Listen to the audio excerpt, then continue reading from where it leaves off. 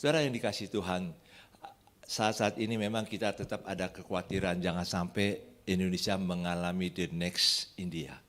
Dan ini sebabnya kita perlu lakukan dua hal. Yang pertama gini, jangan biarkan kita dalam ketakutan. Tapi justru pada waktu kita lagi takut, kita membangkitkan iman kita. Karena ketakutan itu membuat imun kita jadi turun. Bahwa kita percaya bahwa Tuhan akan tolong kita. Tapi kita juga butuh hikmat. Hikmatnya apa? Kita tetap harus menjaga imun kita.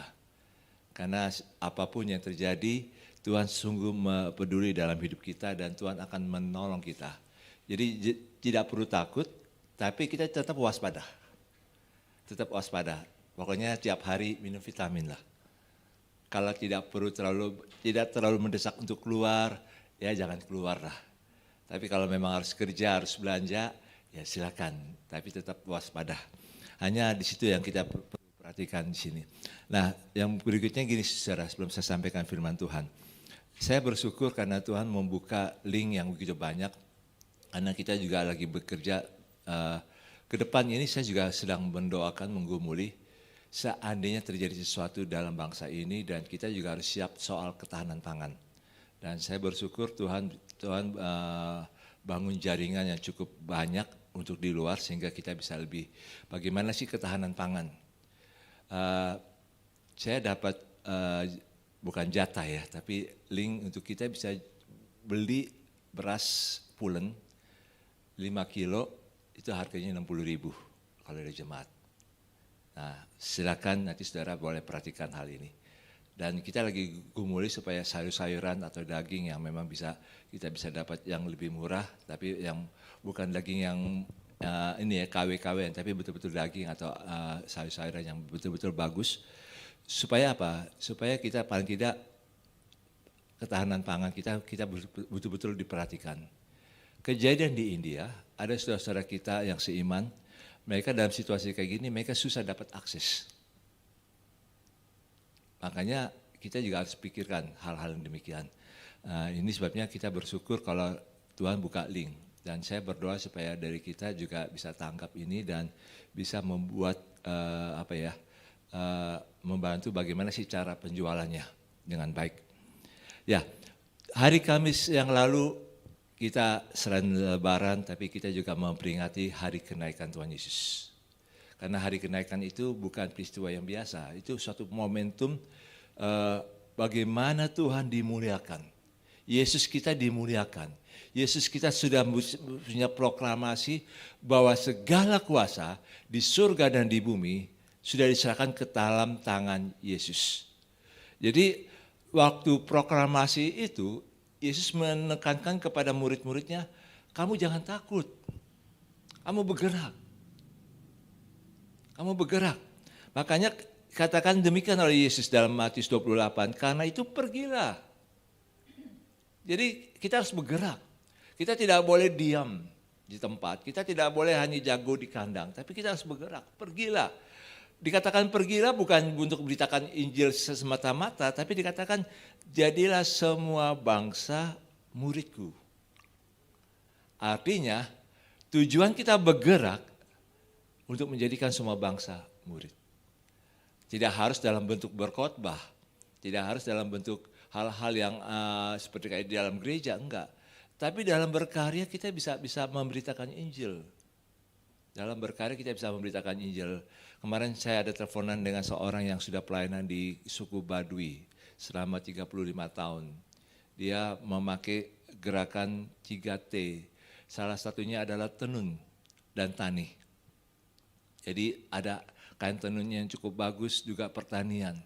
Bagaimana itu bisa dijual, bisa diberdayakan supaya bisa Injil boleh diberitakan. Itu. Tenun, bagaimana hasil tenun mereka itu bisa dikembangkan untuk bisa lebih baik. Tapi supaya Injil juga bisa diberitakan. Melalui apa karya kita. Melalui apa yang kita bisa pikirkan yang terbaik. Dan banyak sekali mereka. Bahkan dikatakan tanah di sana itu tanah organik. Nggak perlu dipupuk, pasti subur. Wow, saya pikir ini boleh juga nih, ini kayak di Papua. Karena jarang, makanya orang-orang Baduy itu orang-orang yang boleh katakan mereka memakai cara-cara yang sangat tradisional sekali. Dan ini kesempatan sebenarnya yang Tuhan berikan. Cuma yang memang yang dikatakan demikian, jadikanlah semua bangsa muridku, dengan bentuk apapun juga kita bisa buat. Baru setelah mereka percaya, baru dibaptis. Setelah mereka menjadi murid Yesus betul-betul, baru mereka dibaptis menjadi satu dengan Yesus, baru diajarkan untuk pada mereka melakukan segala sesuatu yang diperintahkan Tuhan. Saudara, hal-hal ini yang kita akan hidupi dalam kehidupan kita sehari-hari. Jangan berpikir seolah-olah kita hanya biasa-biasa saja, enggak.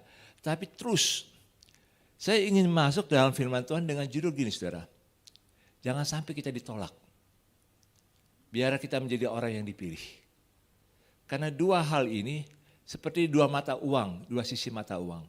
Ada yang ditolak, ada yang dipilih Tuhan. Dan mana yang kita pilih ini? Mana yang kita inginkan dalam hidup kita? Dipilih Tuhan atau ditolak oleh Tuhan? Kok firman Tuhannya kok kayak gini sih? Ya memang kalau kita perhatikan dalam Matius 25, itu 3 perumpamaan yang Yesus berikan kepada para muridnya pada saat itu, para pendengarnya pada saat itu. 3 perumpamaan yang jelas sekali tentang 10 darah. 5 darah bijak, 5 darah bodoh. Yang ditolak yang mana? Yang bodoh. Yang tidak siapkan minyak. Tapi 5 garis bijak yang memang siapkan minyak, walaupun mereka sama-sama ngantuk, terlelap, tertidur, tapi yang 5 bijak ini bisa masuk, dipilih. Ada juga perumpamaan yang dipakai oleh Tuhan Yesus tentang talenta. Ada 3 orang. 1 orang terima 5 talenta, 1 orang terima 2 talenta, 1 orang terima 1 talenta. Tapi 1 talenta menganggap bahwa untuk apa saya dapat 1 talenta? Kok yang dia itu kok dapat 2, dia dapat 5. Kok saya cuma dapat 1? Berarti ini Tuhan ini jahat. Akhirnya jadi tolak yang dapat 1 talenta itu. Tapi yang dapat 2 dan dapat 5 diterima, dipilih.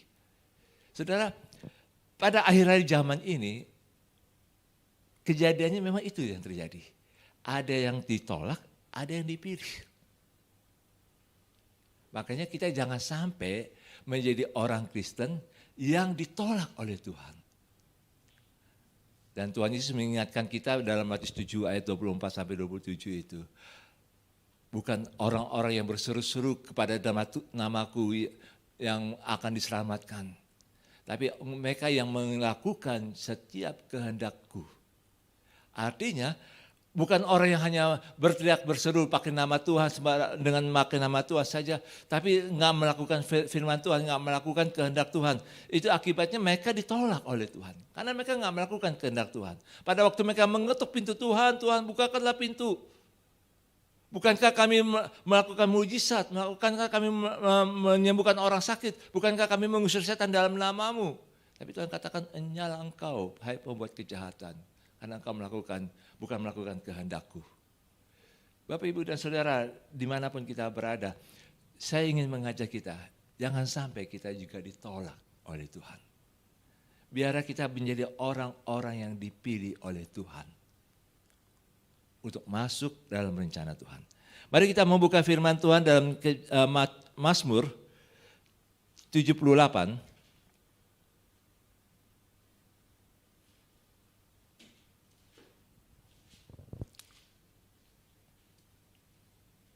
Mazmur 78 ayat 65 sampai dengan 72.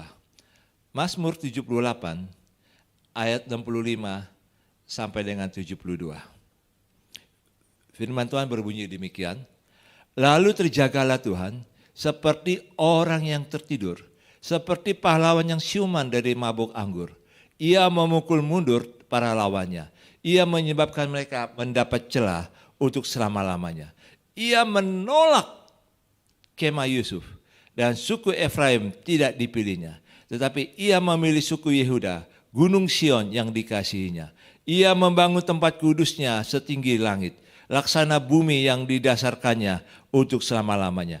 Dipilihnya Daud hambanya, diambilnya dia dari antara kandang-kandang kambing domba.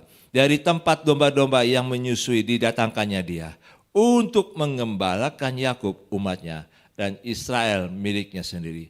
Ia mengembalakan mereka dengan ketulusan hatinya dan menuntun mereka dengan kecakapan tangannya. Saudara, saya ingin berikan gambaran. Mazmur 78 ini ditulis oleh Asaf bukan pada zaman Daud. Tapi pada zaman waktu kerajaan utara, jadi waktu itu Israel terbagi dua setelah Salomo meninggal dan anaknya Salomo memimpin dan tidak bijak, sehingga itu memang Tuhan memang murka dan Tuhan mau mengizinkan Israel itu terbagi dua, utara dan selatan. Di utara ibu kotanya adalah Samaria, selatan ibu kotanya adalah Yerusalem. Dan waktu kerajaan utara itu menyembah berhala ini. Jadi Mazmur 78 ini ditulis pada abad ke-7 sebelum Masehi. Daud hidup pada abad ke-10. Jadi Daud itu memerintah sebagai raja tahun 1010 sampai 970. Jadi 40 tahun dia memerintah sebagai raja di Yerusalem, di Israel. Nah, ini ditulis pada abad ke-7. Artinya jauh 3 abad setelah dari zaman Daud baru ditulis Mazmur 78. Dan kenapa dikatakan dalam ayat yang ke-67? Ia menolak kemah Yusuf dan suku Efraim tidak dipilihnya. Karena mereka orang-orang Samaria, orang-orang kerajaan utara selalu menyembah berhala. Selalu menolak Tuhan, selalu menganggap bahwa harus ada berhala, dewa yang memang harus disembah. Sampai akibatnya puncak itu berada pada waktu Isabel yang begitu kuat, yang menggerakkan Raja Ahab untuk menghancurkan nabi-nabi, membunuh nabi-nabi. Bapak, Ibu, dan Saudara, ini yang dialami oleh kerajaan utara. Dibuang, ditolak oleh Tuhan. Kalau ada yang Tuhan pilih, karena ada sebelumnya yang Tuhan tolak. Waktu Esau menolak hidup sembrono, menganggap enteng itu hak kesulungan, dia ditolak oleh Tuhan. Hanya untuk sepiring sup kacang merah. Hanya untuk perut. Esau akhirnya karena menolak hak kesulungan, akhirnya dia ditolak oleh Tuhan. Dan dipilihlah Yakub. Bapak, Ibu, dan Saudara, dalam Alkitab dari Kejadian sampai Wahyu itu ada orang yang dipilih Tuhan, ada orang yang ditolak Tuhan. Ditolak karena pilihan-pilihan dia. Waktu Kain menolak Tuhan, untuk bertobat sungguh-sungguh, akhirnya dia ditolak oleh Tuhan. Dan dipilihlah Set yang melanjutkan rencana Tuhan. Waktu Esau dipilih Tuhan, waktu Esau menolak Tuhan, maka dipilihlah Yakub.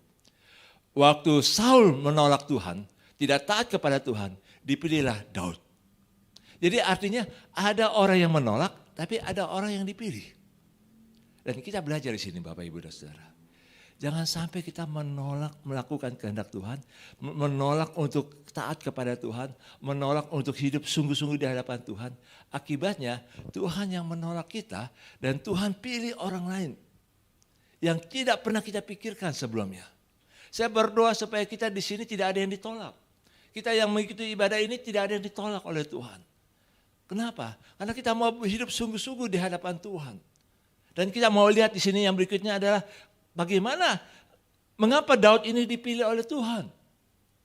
Mengapa Daud ini seorang yang memang yang tidak dianggap kok bisa dipilih oleh Tuhan? Apa kelebihan dia? Apa keistimewaan dia? Makanya dalam ayat 70 sampai 72 ini ada 3 keistimewaan daripada Daud, Bapak, Ibu, dan Saudara. Mari kita lihat dalam ayat 70. Dipilihnya Daud hambanya. Dikatakan dipilihnya Daud hambanya. Kata hamba itu betul-betul dia punya komitmen penuh, dia nggak bisa berontak lagi. Dia hanya memang pasrah melakukan ke semua apa yang diperintahkan oleh tuannya, dia pasti lakukan. Daud sejak dia remaja, sejak dia muda, sejak dia sedang mengembalakan kambing dombanya, dia punya komitmen yang kuat, semua kehendak Tuhan, dia lebih utamakan kehendak Tuhan. Walaupun dia ditolak oleh papanya, dia direndahkan oleh saudara-saudaranya, tapi dia tahu bahwa kehendak Tuhan lebih utama dalam hidupnya. Sebagai anak remaja, nggak mudah saudara. Dia mengalami ketidakadilan dari papanya, dari saudara-saudaranya. Dia merasa, aduh kok hidup saya kok kayak gini ya. Bagaimana saya bisa mengubah nasib saya? Tapi kalau kita belajar dari Daud ini, apapun yang kita alami saat ini saudara, kehendak Tuhan harus lebih utama dalam hidup kita. Maka Tuhan memilih saudara. Pilihan kita menentukan apakah kita mau dipilih Tuhan atau tidak. Melakukan kehendak Tuhan. Kan cukup kalau hanya melakukan kehendak Tuhan dalam waktu-waktu tertentu. Tidak saudara. Hidup kita seluruhnya, sepanjang waktu, bagaimana kehendak Tuhan berlaku atas hidup kita. Apa yang Tuhan katakan dalam firman-Nya, kita betul-betul perhatikan. Maka hidup kita itu boleh jadi yang berkenan kepada Tuhan. Hidup kita menjadi orang yang memang Tuhan, betul-betul pilihanku ini gak salah. Pilihanku ini gak salah. Memang Tuhan tidak pernah menyesal atas pilihan-pilihannya. Tapi Tuhan menyesal atas pilihan hidup kita. Sekali lagi saya ingin katakan, Tuhan tidak pernah menyesal kalau Tuhan memilih kita. Tapi yang Tuhan sesalkan, pilihan-pilihan kita yang salah. Itu yang membuat Tuhan, kenapa anakku? Kenapa kamu memilih ini? Tapi saudara sekalian yang dikasih oleh Tuhan, mari kita mau melakukan kehendak Tuhan. Mari kita perhatikan firman Tuhan. Kalau kita punya waktu, jangan pakai waktu itu dengan hal yang sia-sia. Kita pakai itu betul-betul menggali firman Tuhan. Karena apa? Karena kehendak Tuhan harus berlaku atas hidup kita. Bagaimana supaya kita mengerti kehendak Tuhan harus berlaku dalam hidup kita? Kita perhatikan, kadang-kadang Tuhan juga berbicara bukan hanya melalui firman-Nya, tapi kejadian-kejadian yang sedang terjadi. Saya ambil contoh. Saya juga belajar itu saudara. Yang hamba Tuhan yang meninggal minggu lalu, usia 36 tahun. Anak 4. Anak yang keempatnya agak sedikit tertinggal. Dan itu tidak mudah loh bagi seorang istri yang ditinggal oleh suaminya pada waktu usia muda. Apa yang kita bisa belajar dari pengalaman ini? Saya juga pikir, wah berarti istri-istri jangan terus bergantung pada suami. Perlu juga ada keterampilan. Seandainya mengalami dalam posisi itu, istri-istri sudah bisa cari duit dulu lah. Ada keterampilan untuk bisa survive. Jadi saya dorong jemaat di sini bukan saya kata-kata wah kalau kayak gini sih ngeri juga ya. Enggak, bukan. Tapi kita juga harus siap. Karena saya juga belajar dari seorang istri yang ditinggalkan oleh suaminya pada usia muda. Karena dia punya keterampilan tertentu, akhirnya dia bisa survive. Bahkan dia bisa lebih berkembang setelah ditinggal oleh suaminya, ditinggal mati oleh suaminya. Itu sebabnya saudara, kita perlu belajar. Kadang-kadang Tuhan mengajar kita dari pengalaman-pengalaman orang lain, untuk kita belajar. Kenapa Salomo punya hikmat? Karena dia juga belajar dari kejadian-kejadian yang ada. Sehingga dia bisa, karena dipimpin oleh Tuhan dan dia punya hikmat, dia mengatakan, kalau kayak gini artinya begini nih. Oh ini begini. Situasi yang ada saat ini kita mau gak mau harus bisa berubah. Dengan pandemik ini kita mau gak mau harus cepat tanggap dengan perubahan-perubahan yang ada. Makanya kenapa banyak orang nekat mudik. Padahal pemerintah sudah katakan jangan mudik. Mereka hanya katakan di Jakarta sepi. Udah terbiasa mudik, ketemu dengan keluarga. Memang itu namanya kebutuhan kultural. Jadi artinya kebutuhan budaya.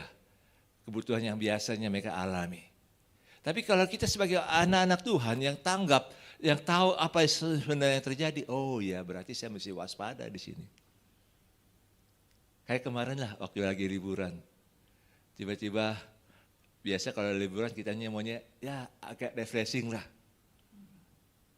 Ke Taman Mini, ke Ancol, bludak. Anyar, Carita, bludak. Pangandaran, bludak. Apakah kita mau seperti itu terus? Akhirnya kita, saya butuh refreshing. Iya memang butuh refreshing. Tapi ada saat gimana kita bisa belajar, oh saya harus berubah. Saya harus bisa tanggap. Saudara yang dikasih oleh Tuhan, kalau kita menjadi hamba Tuhan, kita harus tanggap apa yang sebenarnya akan terjadi. Apa yang sebenarnya Tuhan ingin beritahu, kalau kita taat kepada kehendak Tuhan, Tuhan ingin beritahu apa yang akan terjadi kepada hidup kita. Maka untuk anak-anak muda, saya ingin dorong, jangan takut dengan masa depanmu. Kalau engkau lakukan kehendak Tuhan, engkau menjadi hamba Tuhan yang memang betul-betul karena jadi hamba Tuhan itu bukan karena jadi seperti saya, bukan. Tapi jadi hamba Tuhan itu maksudnya setiap kehendak Tuhan, aku akan lakukan. Apa yang Tuhan mau, aku mau lakukan. Saudara akan menjadi Daud yang perkasa di muka bumi ini. Makanya komitmen, kenapa Tuhan memilih Daud? Karena dia sudah punya komitmen yang kuat pada Tuhan, pada setiap kehendak Tuhan. Yang kedua, yang kita ingin lihat di sini. Dikatakan demikian, ia mengembalakan mereka dengan ketulusan hatinya. Ia mengembalakan mereka dengan ketulusan hati. Saudara, saya ingin berikan gambaran dulu begini, saudara. Saya ingin berikan gambaran kepada saudara. Apa sih pekerjaan gembala pada waktu itu? Gembala itu pada waktu itu sebenarnya termasuk pekerjaan yang rendah. Kalau dia pengusaha di mana dia banyak peternakan, maka dia akan apa ya? Kalau dia punya ternak banyak, maka dia akan sewa orang untuk menjaga kambing, domba, lembu, sapinya. Tapi kalau Daud levelnya, ini level cuma 2 atau 3 ekor kambing domba. Kalau lagi musim dingin, dia hanya bisa dalam rumah. Makanya kambing dombanya dibawa ke kandang. Bentuk kandang pada saat itu, saudara, itu bukan kandang seperti kita saat ini. Bisa bikin bambu, pakai kayu atau bagaimana, enggak. Tapi pada waktu itu bentuknya dalam bentuk goa. Makanya waktu Yesus lahir di kandang domba, bukan di kandang domba sebenarnya, di goa. Dan di situ bukan hanya 1-2 ekor, tapi semua gembala-gembala yang ada yang domba yang memiliki domba-dombanya sedikit itu dikumpulkan taruh di situ. Jadi gembala-gembalanya hanya berjaga di situ. Kalau itu musim dingin. Kalau itu ada pada musim dingin. Tapi kalau misalnya musim panas, mereka harus pergi ke tempat di mana yang ada rumputnya, yang agak lebih segar. Karena domba-domba akan cepat lelah kalau musim panas. Maka selama 3 bulan gembala-gembala pada saat itu sebenarnya banyak pergi, jauh dari rumah. Kalau saudara masih ingat suatu saat itu Samuel datang ke rumah Isai dan ditanya, kemana itu Daud, ada lagi nggak anakmu? Karena Daud lagi mengembalakan, itu lagi pada musim panas. Jadi kurang lebih Daud diurapi oleh Samuel itu antara bulan Mei sampai Juni, Juli, Agustus. Waktu Yusuf disuruh oleh Yakub untuk pergi ke saudara-saudaranya dan saudara-saudaranya lagi mengembalakan kambing domba di tempat lain, itu lagi musim panas. Makanya Yusuf waktu ditangkap dan dimasukkan dalam sumur itu berada dalam musim panas. Keadaan itu yang kita bisa dapat gambaran. Bagaimana seorang gembala itu harus pergi jauh. Dan memang pergi jauh itu betul-betul waktu pergi jauh dia harus siapkan makanan, dia harus siapkan tongkat, dia harus siapkan ketapel. Dan Daud itu terlatih main ketapel. Apa yang dia buat itu? Kalau dombanya lagi lari jauh, lagi lari jauh, dia pakai ketapel. Pakai batu untuk kenakan kepada pantatnya. Terus akhirnya sadar si domba itu. Terus baru dia tarik. Itu makanya Daud itu terlatih. Saudara yang dikasih oleh Tuhan, kadang-kadang kita diberikan Tuhan kepercayaan hal-hal yang kecil. Hal-hal yang mungkin orang lain pikir, ini apa artinya ya. Hal-hal yang mungkin orang lain pikir, nggak ada gunanya. Tapi kalau kita latih diri kita, apapun yang Tuhan percayakan, sekalipun yang terkecil, yang nggak dilihat sama orang lain, itu berguna loh untuk karakter kita. Kadang-kadang kalau suami-suami boleh kerja di luar hebat, tapi sampai di rumah harus belajar cuci piring. Mungkin harus belajar setrika, belajar nyuci baju. Apalagi pada masa-masa kini ya, lagi liburan banyak yang mudik. Banyak keluarga-keluarga yang biasanya banyak membantu di rumah, bingung. Karena pembantu-pembantunya pada pulang, pada mudik. Baru-baru saya pergi satu rumah, keluarga rumahnya cukup besar. Dan saya lihat ibu rumah tangganya sibuk masak. Sampai dia bilang gini, Pak Adi, jangan kasih komen ya kalau saya masak bebek goreng ini ya. Waduh, saya makan enak juga kok. Karena dia sibuk. Kadang kita dilatih saudara oleh Tuhan untuk hal-hal yang orang lain nggak lihat. Dan bersyukurlah kalau kita dilatih Tuhan untuk hal-hal yang demikian.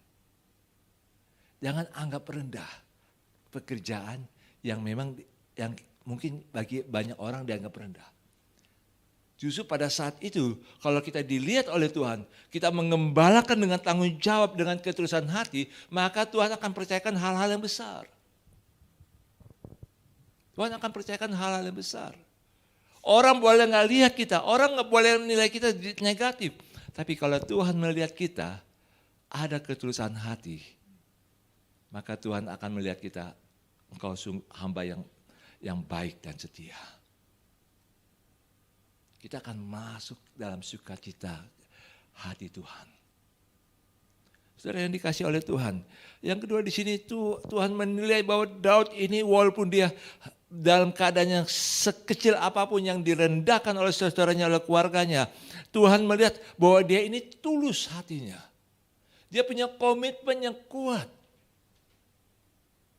Punya komitmen yang kuat. Ketulusan hatinya itu kalau dalam bahasa Inggrisnya heart of integrity. Hati yang berintegritas. Jadi kalau sudah janji, walaupun dia rugi, dia tetap tepati. Ada seorang anak bilang gini, Papa suka pelayanan kemana-mana. Tapi kalau sama saya, anak-anaknya, janji pasti nggak ditepati. Lebih utamakan pelayanan. Aduh, saya sedih dengar itu. Jangan. Sekalipun dengan anak kita. Dengan orang yang ada dalam rumah. Kalau sudah janji, tepati. Maklumi aja deh. Jangan. Karena kalau kita buat kayak gitu, kita sedang mendidik anak kita bahwa jangan percaya sama Tuhan. Tapi kalau kita ingin didik anak kita, keluarga kita, kamu harus percaya pada Tuhan. Dia harus percaya sama kita juga. Apapun yang kita janjikan, tepati. Kalau nggak bisa tepati, jangan janji. Heart of integrity. Maka Daud itu betul-betul dia punya janji dia tepati. Kepada Yonatan, dia janji, aku akan tetap punya ikatan perjanjian dengan engkau dan anak-anakmu. Setelah Yonatan mati, apakah Daud mengingkari? Enggak. Daud tetap menjaga janjinya kepada Yonatan, sahabatnya. Dia pelihara anaknya Yonatan. Dia jaga, dia pelihara anak Yonatan. Saudara, walaupun kita punya ada janji, orang itu sudah mati, orang itu sudah nggak ada. Tapi kalau sudah janji, tepati. Apalagi kalau sudah janji sama Tuhan. Bernasar. Saya paling marah kalau ada orang yang bernasar. Saya mau jadi hamba Tuhan, tapi berikutnya dia tidak mau jadi hamba Tuhan. Hati-hati di situ, saudara. Kenapa? Nasar itu akan ikuti kita sampai 3 keturunan berikutnya. Karena saya sudah melihat, saudara. Ada seorang hamba, dulu dia masuk sekolah teologi. Karena jatuh cinta sama seorang wanita, dia lari. Dia mengingkari panggilan Tuhan itu. Dia mengingkari nasarnya itu jadi hamba Tuhan. Anaknya, menantunya, anaknya dapat suami hamba Tuhan, pendeta, tapi rusak. Cucunya rusak juga. Di Facebook hanya tulis mengemis saja, minta belas kasihan sama orang lain. Saudara, saya beritahu ini bukan karena ini, tapi jangan sampai kalau kita sudah bernasar kepada Tuhan, Tuhan kan bisa putihkan semuanya ini. Enggak, kalau sudah bernasar, makanya harus betul-betul tepati. Kalau tidak, jangan bernasar. Jangan bernasar pada Tuhan. Heart of integrity. Kalau kita mau dipilih oleh Tuhan, kalau kita mau dipercayakan oleh Tuhan hal-hal yang besar, jagalah ketulusan hati kita di hadapan Tuhan. Walaupun rugi, tapi kita tetap melakukan apa yang kita janjikan. Ketulusan hati juga artinya dalam pengertian kita mau menolong orang lain bukan karena ada imbalan, bukan karena kita saya dapat keuntungan apa. Kadang yang kita harus buat adalah bagaimana menolong orang itu karena supaya orang itu mengerti Tuhan, mengenal kehendak Tuhan, hidup dalam kehendak Tuhan. Bukan berarti orang yang tulus hati itu ya mudah dibohongi, enggak. Tapi harus tegas. Kalau dia hanya mengemis bergantung pada kita itu salah. Tapi kita harus bawa orang itu pada melakukan kehendak Tuhan. Hidup bergantung pada kehendak Tuhan. Dan itu akan menolong dia. Untuk tahu bahwa hidupnya bukan bergantung pada kita. Tapi hidupnya bergantung pada Tuhan. Suami-suami kalau lagi punya uang banyak. Jangan biarkan istri-istrimu bergantung pada dompetmu.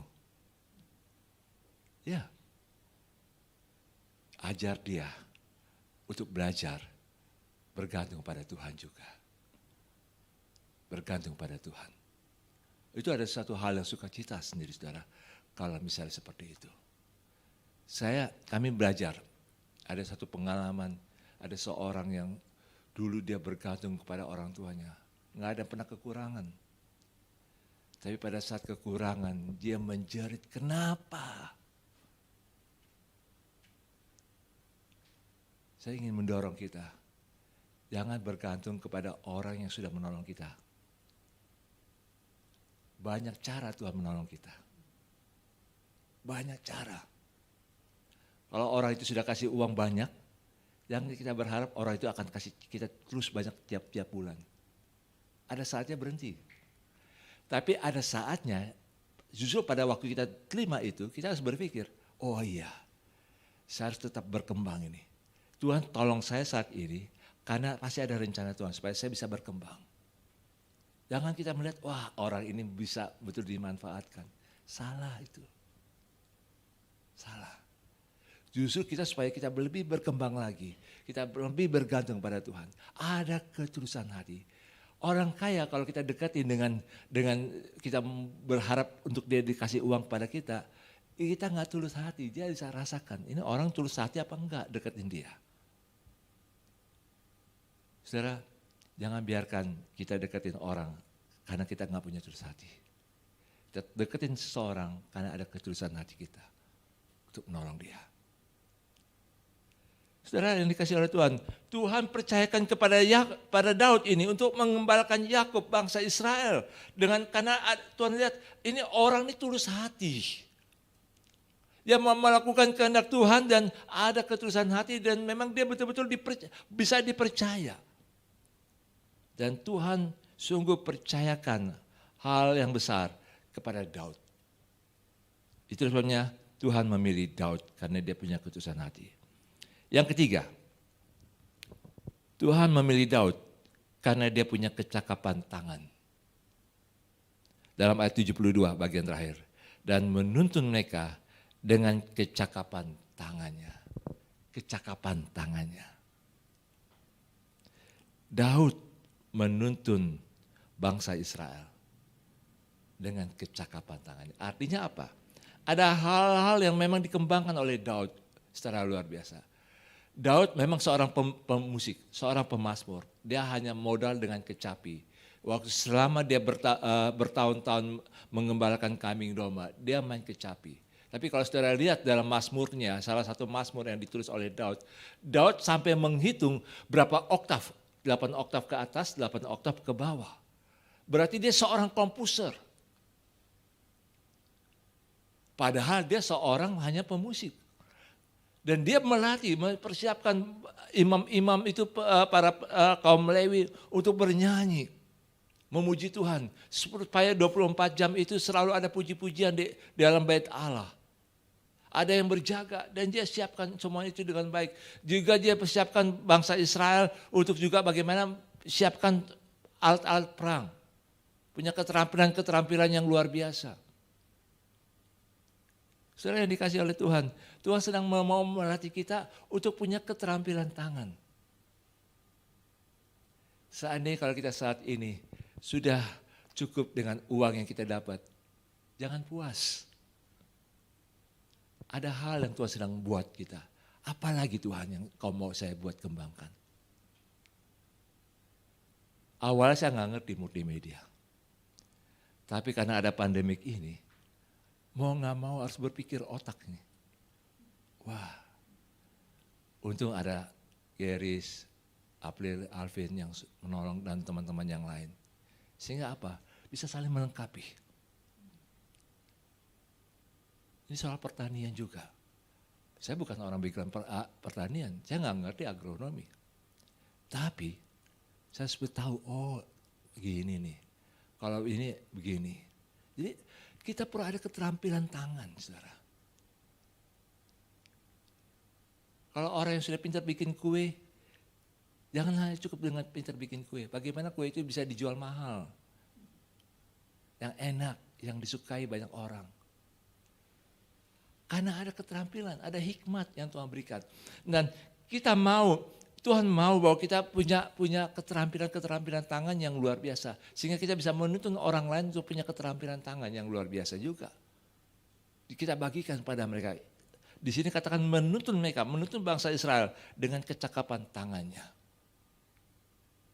Saudara, banyak orang di luar ini membutuhkan tuntunan dari kita. Dengan pertanian, saya hari jadi belajar. Sistemnya apa yang harus dibuat? Saya nggak ngerti soal pertanian, tapi Tuhan berikan hikmat, oh caranya bagaimana? Bikin persemaian tanaman yang jarang ditanam sama banyak orang.